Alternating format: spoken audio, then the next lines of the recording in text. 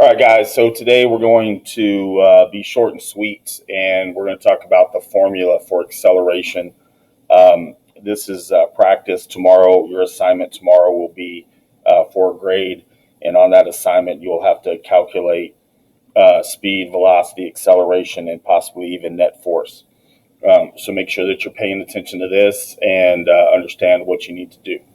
So the formula for acceleration is final velocity, VF, minus initial velocity, VI, divided by time. So in the problem, what you would have to do is you would have to figure out what velocity did the object begin at, what was the velocity of the object at the end, and then how long did it take for that change to occur. Okay, so we're going to do this slide practice. And then your job today, your task today would be to complete the second slide. Okay, so if you'll notice here, a race car accelerates uniformly from 18.5 meters per second to 46.1 meters per second in 2.47 seconds. Determine the eligibility of the acceleration of the car and the distance traveled. We're not worrying about the distance. So the first thing we need to do, just like with our speed practice the other day, is identify the variables. Okay, so we need to identify the initial velocity, and initial means the first. So at what speed was the race car first going? And from the problem, we see that it started at 18.5 meters per second. So here we would identify that as 18.5. And don't worry about labels right now or units right now. Just let's worry about the calculation piece.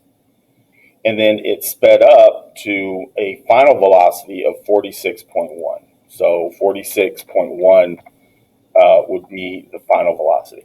And the time it took to do that was 2.4 seconds, 2.47. Okay? So that's the first thing that I want you to do is identify the variables. Okay? Now, up here, it shows you what the formula is. So final velocity, so whatever's in the green box, we put here in the green box, which would be 46.1, minus the initial velocity, which is here in the yellow box. So here we would put 18.5.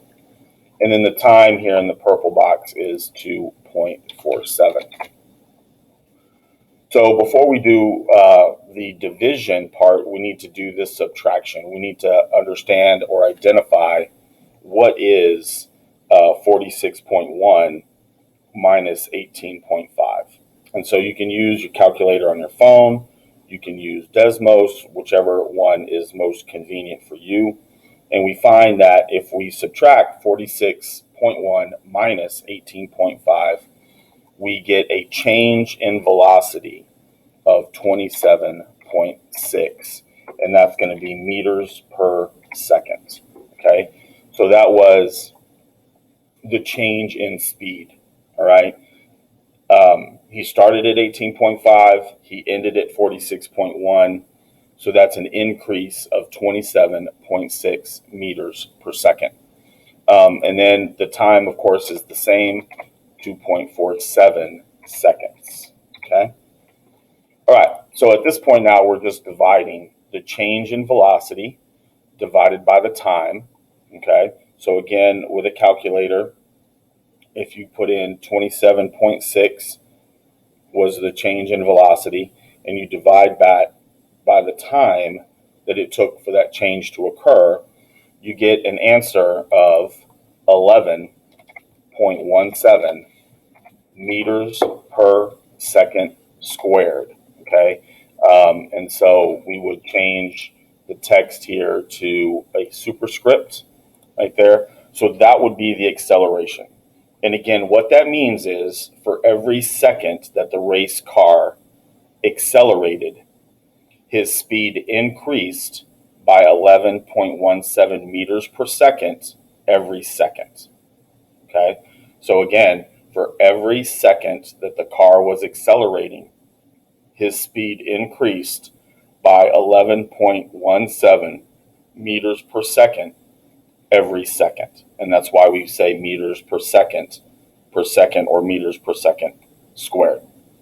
So your task today is do the same exact thing that I just did there. I want every single box filled out. We don't worry about the units until we get to um, this area right here, the blue and the purple here, and then we need to have the proper units here as well. Okay, and so your problem here is a horse was trotting at 12.4 meters per second, and then over the next 4.5 seconds, he galloped to a velocity of 18.2 meters per second. What was the horse's acceleration? So you need to identify the initial velocity, the final velocity, the time it took for that velocity to change, and then set up the problem. After the subtraction, fill in here, divide here, and make sure that you give me the correct acceleration with the correct units there. Okay. Again, being in Zoom would help as I'll go through this in Zoom, but if you miss Zoom, hopefully this kind of explains what I expect of you today. All right, guys, good luck. Let me know if you have any questions.